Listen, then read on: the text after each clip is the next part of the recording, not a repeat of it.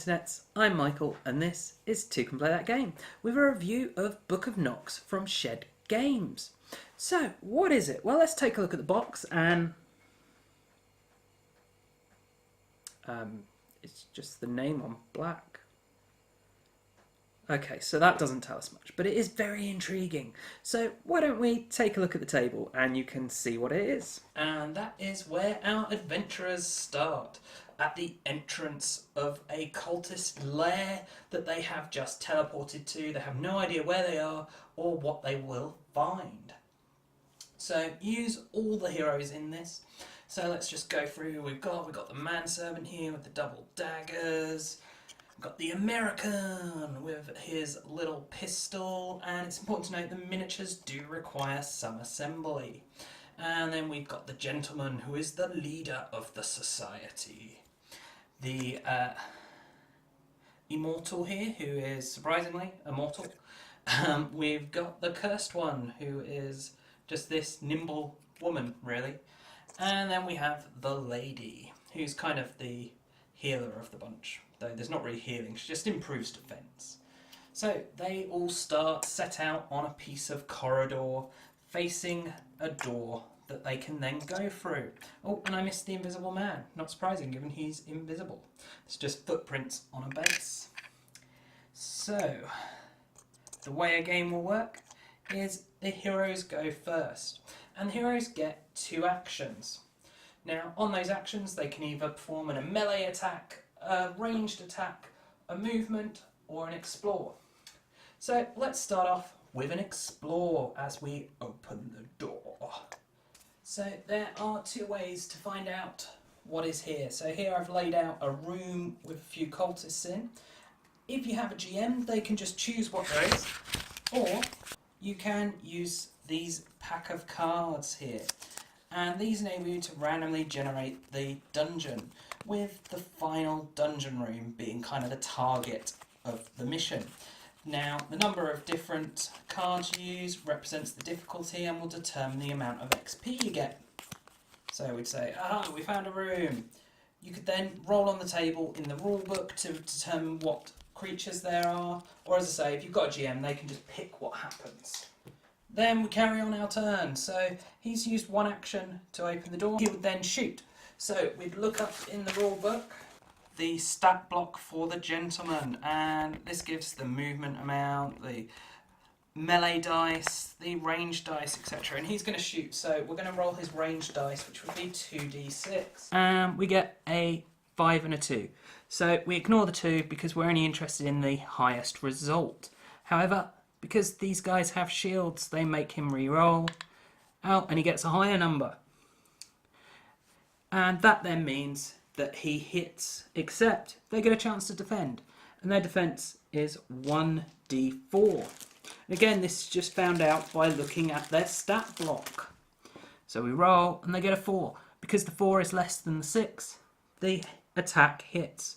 You then take off the armour from the weapons damage, and that's how many hit points they lose. And hit points in this are called endurance. If you ever reach 0 endurance, you're dead. If it's a monster, you just remove them. If it's a hero, there's a table they need to roll on. They might be dead, they might just have a disability now.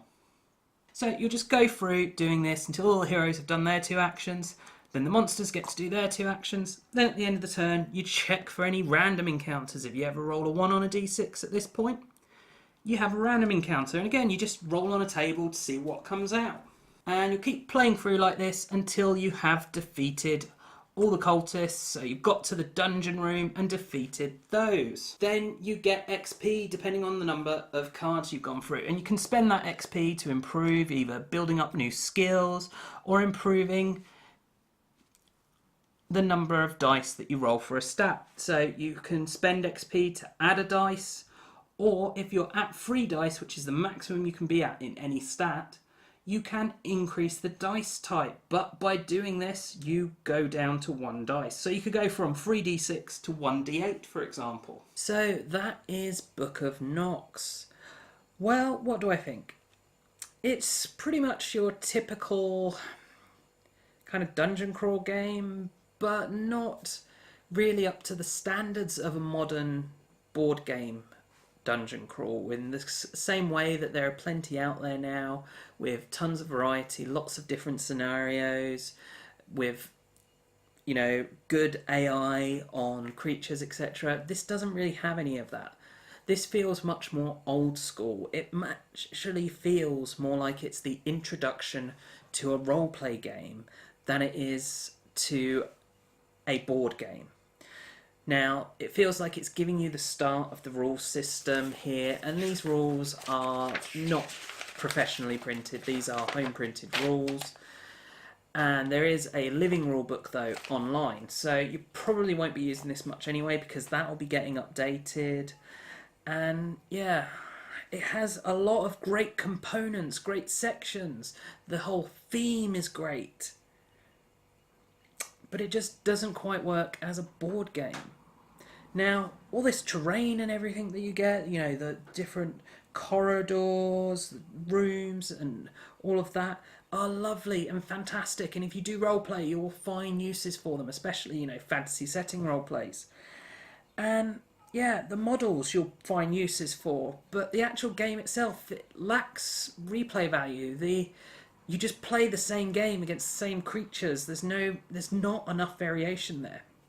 And it's going to be a while, because it is shed games and it is just one guy in a shed making these games. It's going to be a while before there's actually a lot of content out there, a lot of expanded universe content. But there is plans for that. That he is working on that. That will come. So that is good.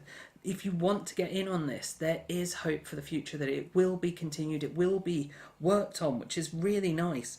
And the miniatures for this are very nice. Now, they are that kind of soft metal, which means if I push this sword, for example, it's going to move. That does mean they can be quite fragile. So it is going to be you need to be careful of these, especially once painted, because any knock, crack goes your paint. But yeah, I mean, the models themselves are really nice. They're different. This whole Victorian setting, and it's not Cthulhu, it is Victorian setting, is different. It's unusual. You don't get a lot of games like that. So that's a really unique selling point for this. So you can get it just for those models. You can get it for this terrain. Because, I mean, this terrain and the doors are absolutely stunning. I can't speak highly enough of those. But the gameplay itself is very clunky, and a big part of that is the number of models that you're using at a time. So you've got these 7 heroes, and you're using all 7 all the time, even if you've got like 2 players or 1 player. And so you're having to, right, and then that one, and then that one, and then that one. It's just not got enough snap to it, It doesn't roll. It's like you're doing, right, roll for attack, roll for defend, roll this, roll that, and it just drags down the game. It just slows it down. There's no story to help evolve as you're going through this dungeon. Obviously, it would help if you treated it like a roleplay game. If you use these as components, you've got a GM there who is doing the roleplay aspect for you. And yeah, that's kind of the thing with this game. It isn't really a board game. It's an RPG. It's the start of an RPG. And that's the way you need to treat it. You can't treat this as I will buy this to be a board game. So can 2 play that game? Well, as I say, yes, 2 can play it. The AI is flawed. You would have to play it as 1 person heroes, 1 person the enemies. As I say, the AI is just far too basic. There's no real controls there. It's just move to the nearest person, don't flood 1 person type thing, which... yeah, it doesn't work hugely well. As a 2-player game, it doesn't work very well because you've got 1 person controlling all these, 1 person controlling all these. And yeah, so I've got to say, if you're after a board game experience for 2 players of a dungeon crawl nature, unless you are in love with the whole Victorian thing, you might just want to buy this for the components to use to do an RPG, rather than buy this to be this game. And I do hope that you've enjoyed this video and found it useful. If you have, please do check out the rest of the videos on the channel, as well as subscribing to the channel and sharing it with your friends and family. And do also take a look at us on social media. You can find us on Facebook and on Twitter. And as always, thanks for watching, and bye for now.